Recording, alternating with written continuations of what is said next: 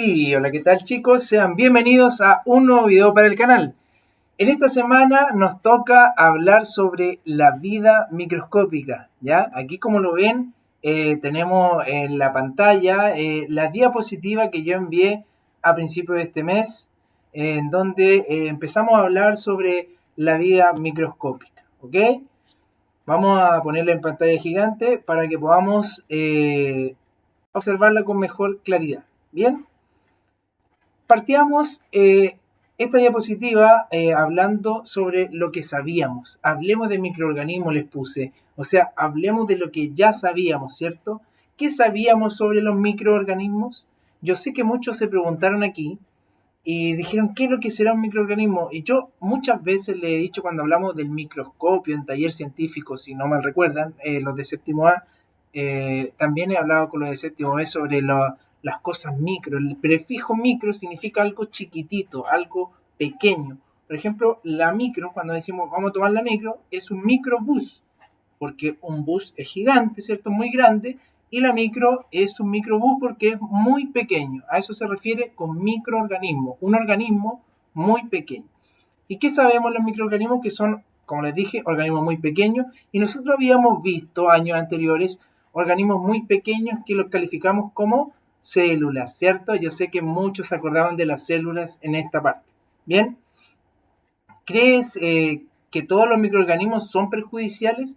Bien, y aquí al hablar solo de células y bacterias, eh, podríamos incluso pensar que las bacterias son todas perjudiciales porque siempre en la propaganda o los papás o la mamá le dice que tienen que lavarse las manos porque tienen muchas bacterias.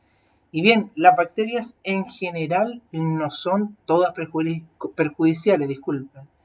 Incluso aún la mayoría de ellas son inertes, o sea, no nos producen ningún tipo de enfermedad, ningún tipo de nada. Incluso el 97% de las bacterias no nos hace ningún daño. Solo el 3% de las bacterias puede producirnos algún tipo de enfermedad, algún tipo de infección.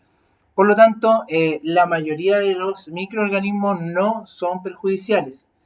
¿Qué tipos de microorganismos conocemos? Y aquí yo sé que muchos iban a caer en lo que es la célula, vegetal, animal y la bacteria, ¿cierto? Pero como yo sé que ya vieron, hay muchos otros tipos de microorganismos. Vamos a continuar.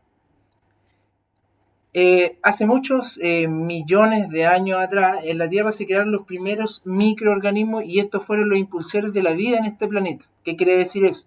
Que antes de que existiera cualquier ser vivo, ya sea una planta, un animal, lo que sea, los primeros seres vivos que existieron en sí fueron microorganismos, fueron unas pequeñas bacterias que se llamaban cianobacterias, ¿bien?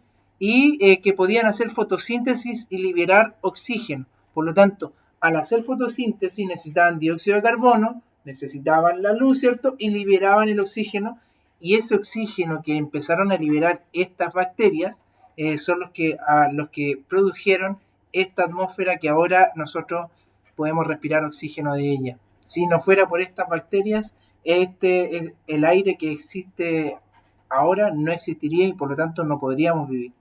Bien, continuamos.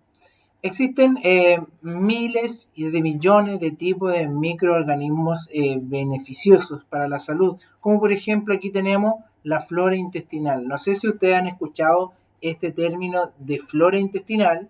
A ver, voy a apuntarlo aquí. Este término de flora intestinal se refiere a todas las bacterias que están dentro de nuestros intestinos. Bien, estas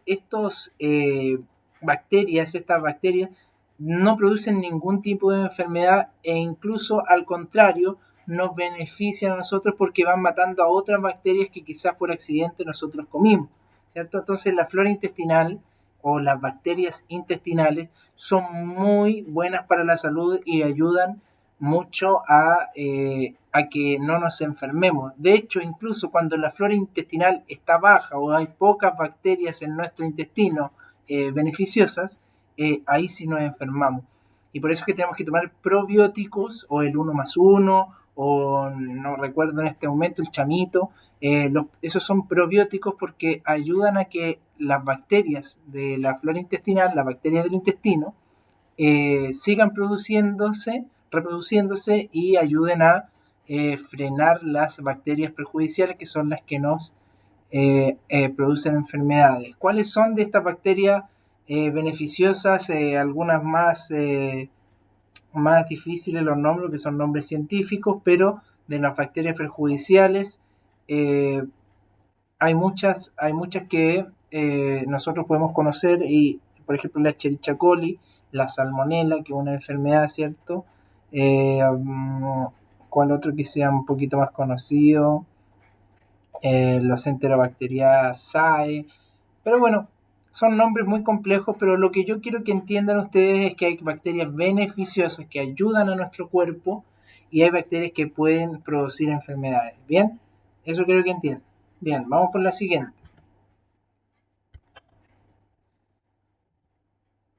De los microorganismos, que son organismos muy pequeños, como les decía, tenemos dos grandes tipos, que son los organismos unicelulares, como lo dice el nombre, que están hechos de solo una célula. Y ahí podíamos encontrar bacterias, eh, algas unicelulares, protozoos, que estos son animales de una sola célula, por eso se llaman protozoos, y hongos unicelulares, ¿bien? Que aquí se ve como que si fueran varios, pero en realidad es solo uno, ¿bien?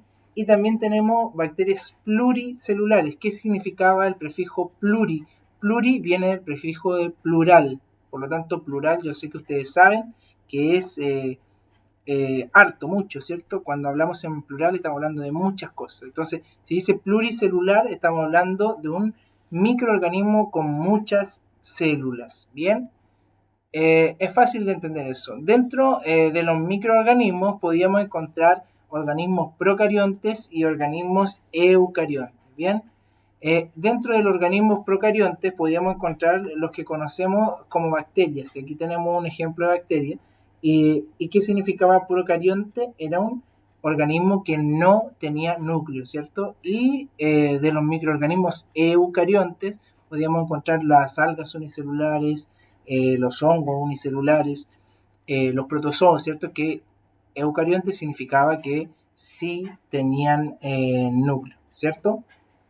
Vamos por la siguiente. ¿Cuál es la diversidad de estos microorganismos? Como les decía, hay mucha diversidad de microorganismos y dentro de ellos teníamos 4 ejemplos claros o 4 mejores ejemplos, que eran los hongos, eh, las bacterias, los protozoos, que eran animales microscópicos, y las microalgas, que vendrían a ser como algas microscópicas, como lo dice el nombre, ¿cierto? Aquí tenemos un ejemplo de un hongo microscópico del tipo pluricelular, porque ahí tiene muchas células, ¿cierto? Aquí teníamos el ejemplo de las bacterias, que son microscópicas, ¿cierto? Ahí tenemos el ejemplo de un protozoo, que es un animal microscópico, y si ustedes se fijan, ahí tiene pelitos, y esos pelitos le sirven como para caminar o moverse dentro del agua, ¿bien? Y las microalgas, que vendrían a ser las algas unicelulares que producen fotosíntesis y oxígeno, que le nombraba al principio. Y aquí venían las preguntas que le había mandado a hacer y que yo sé que la mayoría tiene, ¿cierto? Que son, ¿qué es lo más pequeño, lo cual podemos catalogar como vivo? ¿Ya? Eso sería una respuesta muy clara, sería una célula, ya sea una bacteria o una célula animal o vegetal, son células al fin y al cabo. Así que lo más pequeño que podemos catalogar como vivo es una célula, ¿ok?